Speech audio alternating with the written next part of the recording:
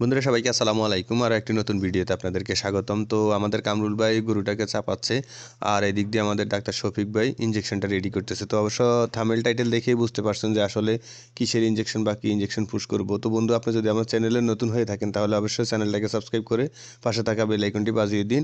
আর ভিডিওটি শেষ পর্যন্ত দেখে যদি ভালো লাগে তাহলে অবশ্যই একটা লাইক দিয়ে দিবেন। আর আপনার কোনো মূল্যবান মতামত বা প্রশ্ন যদি থেকে থাকে তাহলে অবশ্যই কমেন্টে লিখে যাবেন, আমরা অ্যান্সার দেওয়ার চেষ্টা করব।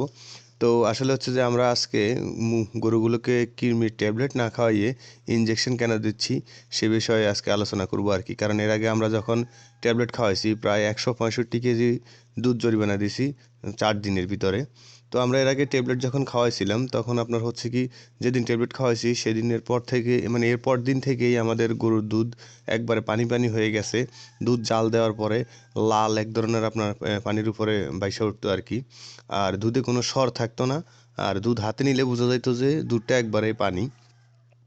তো আমরা অবশ্য যারা এখানে দুধ বিক্রি করছি যাদের কাছে, তারা বেশিরভাগ হচ্ছে রোজ নিছে, বাচ্চাকে খাওয়াইছে, কেউ হচ্ছে আপনার চায়ের দোকান ছিল। তো আসলে এই ইঞ্জেকশনটাই আজকে আমরা কিমির জন্য পুশ করতেছিলাম। এই স্ক্রিনশট উঠায় রাখতে পারেন। তো যারা এই ধরনের মানে দোকানে বা নিজেরা খাওয়ার জন্য দুধগুলো নিয়েছিল তারা বিভিন্ন সমস্যার সম্মুখীন হয়েছিল।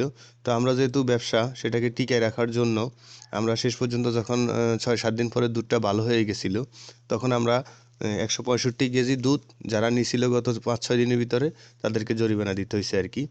তো আমরা এরপরে যখন এই যে কিমির ইঞ্জেকশন দিছি, আজকে যখন আমি ভিডিওটিতে বয়স দিতেছি আজকে প্রায় 4 থেকে 5 দিন হয়ে গেছে। তো 5 দিন পরে, এই 5 দিন আমি অবজারভেশনে রাখছি যে আমি ইঞ্জেকশন দেওয়ার পরে আগের মতো হয় কিনা, মানে ট্যাবলেট খাওয়াইছিলাম আর যখন যেরকম হয়েছিল এখন সেরকম হয় কিনা সেটাই অবজারভেশনের ভিতরে রাখছি। আর এই 4 দিন পরে আজকে আপনাদের সামনে ভিডিও বানাইতে বসছিলাম আর কি। তো আসলে হচ্ছে যে আমরা যখন মানে ট্যাবলেটের পর দেওয়ার পরে যে সমস্যাটার সম্মুখীন হয়েছি, আর ইঞ্জেকশন পুশ করার পরে আমাদের আর এই সমস্যার সম্মুখীন হই নাই। তো মাশাল্লাহ আমাদের দুধও কমে নাই। আমরা এর আগে ট্যাবলেট যখন খাওয়াছিলাম দুধ কমে গেছিলো, মানে আরও বিভিন্ন সমস্যা হয়েছিল। তো ওই ধরনের কোনো সমস্যার সম্মুখীন আমরা হই নাই। দুধের মানও ভালো ছিল এবং কি দুধও কমে নাই। মানে যেদিন সকালবেলা শুধু কিমির ইঞ্জেকশনটা দেওয়া হয়েছিল, ওই দিন বিকেলবেলা দুধ একটু কম হয়েছে। এরপর দিন থেকে মোটামুটি স্বাভাবিক।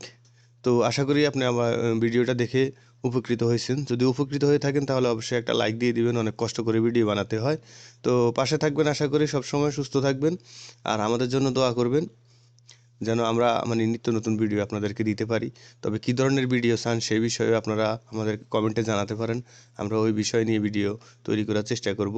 গত 7 বছরের অভিজ্ঞতা আমি চেষ্টা করতেছি আপনাদেরকে আস্তে আস্তে সেগুলা বোঝানোর জন্য, যা বা আপনাদের উপকারে